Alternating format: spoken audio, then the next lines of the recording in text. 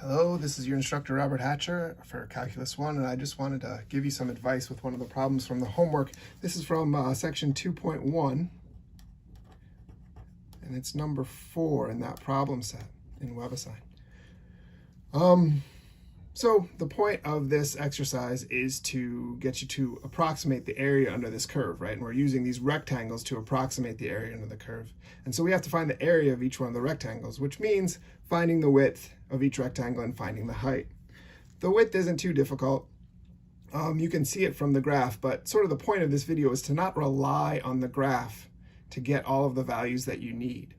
The way I would figure out all the x values that I need here, I need to get this 1 and this 2 and this 3 and make sure those 4 numbers there are the correct numbers. Well, we know that this function is going from 1 to 5, right? We're trying to find the area under the curve from 1 to 5, and we know there's 4 rectangles. So it must be, if you're going from 1 to 5, which is a length of 4, right? And if there are 4 rectangles, then each rectangle must have a common width of 1, right? 5 minus 1 is 4, divided by 4 is 1. Similarly, in this case, we have 1, 2, 3, 4, 5, 6, 7. We have 8 rectangles, right?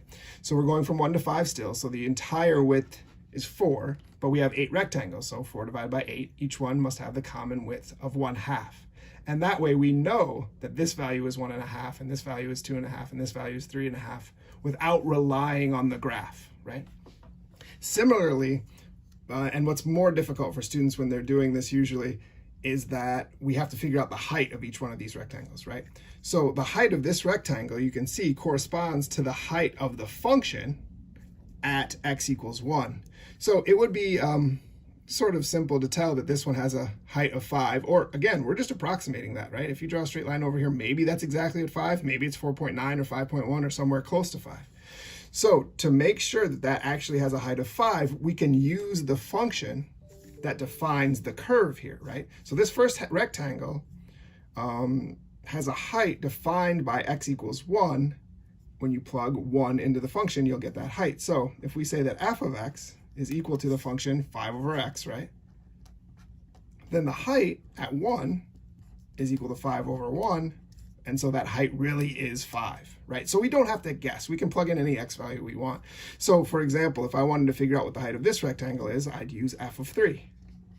And that's 5 over 3, which of course is 1 2/3 or 1.6 repeating, however you want to write that, right? So the point of this video is to not rely on the graph to figure out the x values that you're going to use, or to figure out the height of each one of these rectangles. Don't use the graph, use the actual function. If you have any questions about that or anything else going on in the course, please let me know. I'm here to help.